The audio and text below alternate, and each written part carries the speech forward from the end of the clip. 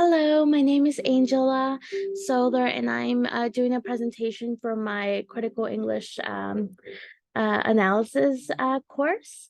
Give me 1 second while I finish sharing my presentation. Okay, I think it works now. For some reason, it paused. Slideshow. It's paused again. Okay. It doesn't work when I put it in slideshow mode. Now we know that's okay.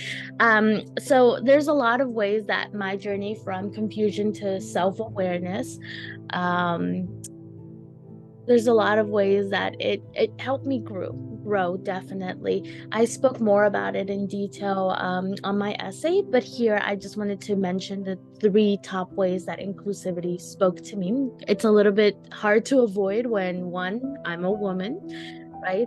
Growing up, I had a very extremist religious background where I wasn't allowed to do the same things that men were allowed to do. I wasn't allowed to, there was a lot of different lessons and rules placed upon me that my male counterparts, same age, they didn't have to face.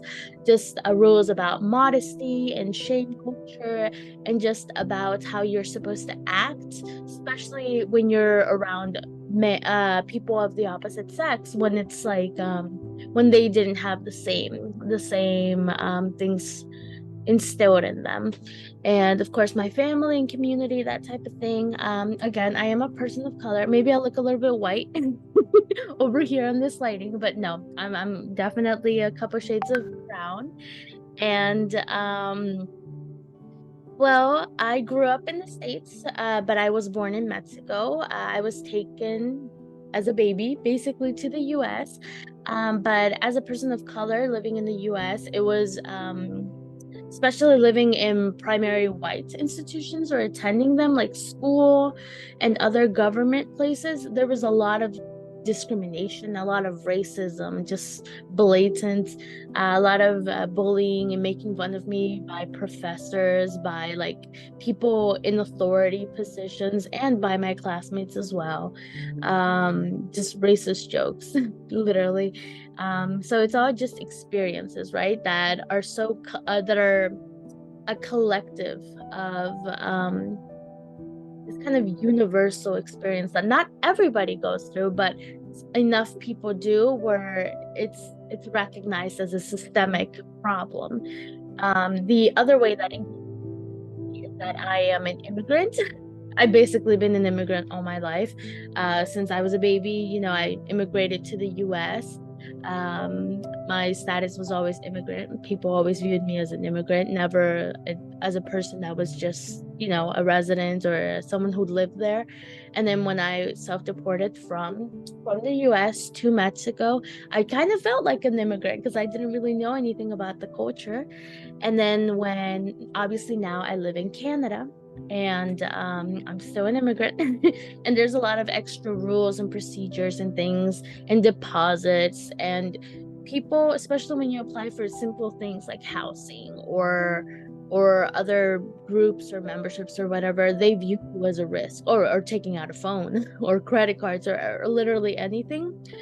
There's a lot of extra rules, extra measures, um, and there's a lack of you just don't get the same opportunities. It's hard to explain, but it's just the truth. Even to simply apply to study to a university, you get an international rate when a domestic student doesn't get that, and it's like, why? Or to apply to just study here, you have to have a certain amount. You have to have your entire tuition, a full year's tuition, and on top of that, $10,000, which I'm sorry, no other 19 or 18-year-old regular Canadian person, just or child or teenager, has that kind of cash. But for immigrants, it's always going to be higher standards or a different set of rules. um, Moving on. So I wanted to go over the 5 pieces of literature that and research that I did regarding this topic. This one comes from Intercultural Communication Education. I'm not going to read the entire quote because I think we're running a little bit out of time, so sorry about that. But the main points about the entire book actually, is that international students experience more discrimination than locals. And yeah, that's very true. I think that's something that can't really be argued. But yeah, they experience a lot more discrimination than local students, but that despite that, indigenous communities still suffer through a variety of inequalities. I don't know why I couldn't spell inequalities. um but so when I was reading the book, it actually did go through a lot of good points of how, despite inequalities and discrimination being bad, just that's a good level or a good statement that we should all just have like as a base, that it's bad to have inequalities. But indigenous people face a different level of inequalities because they don't have the ability, because they're native. They're from here, they've always been here, their ancestors are here, their roots are here, and yet they're still treated as not even second class citizens regardless of what they do. And it's something very, very sad, very challenging. Something very common amongst immigrants, at least from the US perspective, which is what the book also spoke about, was how certain immigrants are able to assimilate or change their ways to fit in more with the American or the Western societal norms of what's normal. And that's where some indigenous people do differ in that.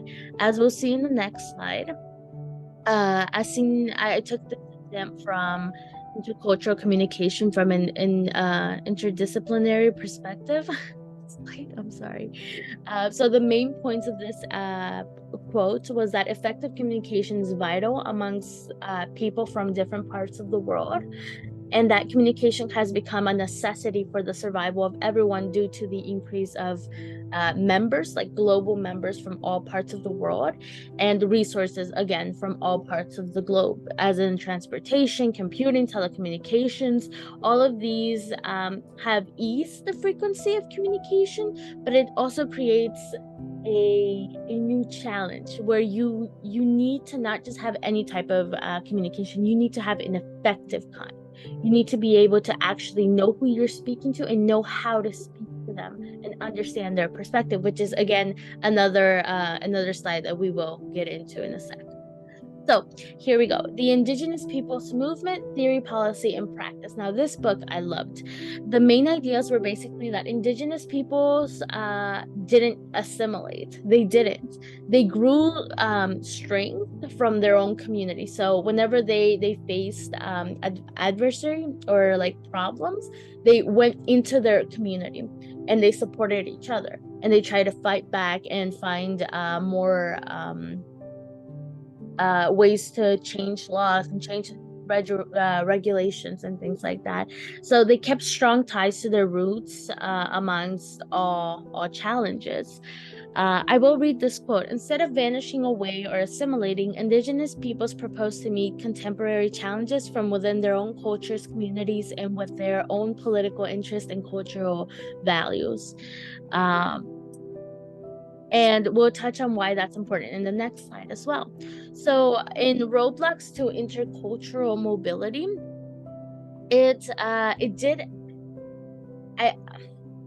it spoke on the big topic, and it answered its own question, which is, how do theories regarding mobility and interculturality lead to understanding Indigenous people's experiences, right? So they're trying to tie in all of these different theories and all the experiences of just being intercultural, basically, and trying to understand Indigenous people's experiences, which may seem a little bit complicated, but it makes a lot of sense. So then it goes on to speak about the importance of sharing it and acknowledging these experiences. Because, and in the book, it talks about why it's important to not just, again, it all ties in together, the effective communication, the reason why Indigenous peoples didn't assimilate, and hold up, I'm blanking, sorry. and that they face a different level of inequalities than other people of culture, people of color, or immigrants may face. Um, and it basically spoke about why it's important. Um,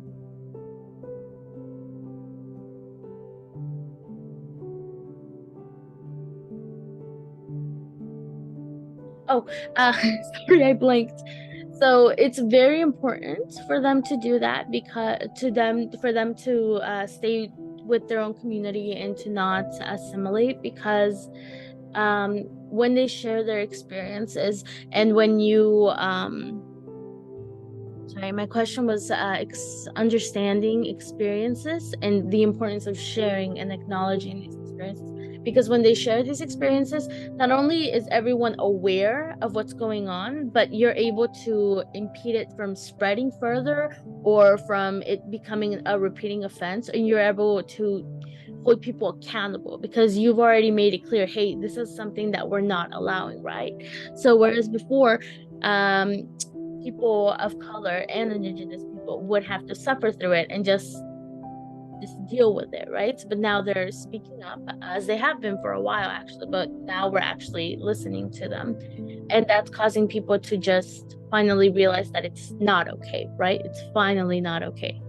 And now, from Freedom and Culture, the main points of this book, they spoke about how individual freedom is tied into culture and community in the community that one chooses, and it's important to maintain your culture, essentially. So the big problem with that,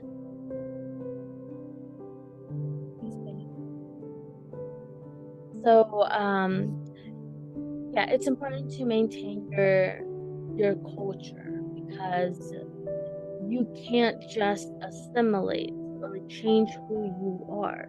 You need to be able to, in order to live in a democratic or a free society, you need to be able to go back to your roots. You need to be able to know who you are, like where you grew up, who your community is, what your religious are, and all of that. You can't just turn it off or assimilate into a culture that is not your own.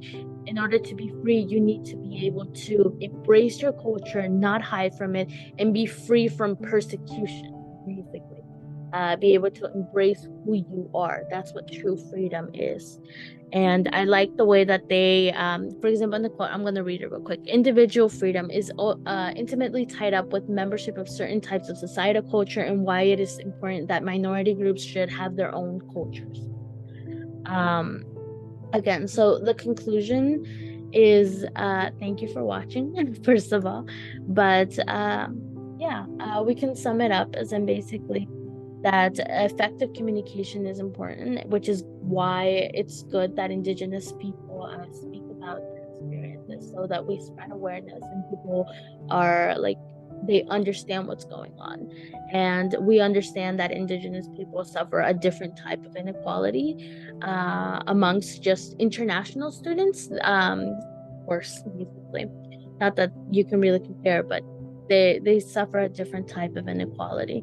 That, and that they didn't assimilate, that they stick strong with their communities, and that's what will cause great change. I think I went over the 10-minute mark, so sorry about that, but thank you for watching either way. I hope you have a good rest of your week, and yeah, have a good one.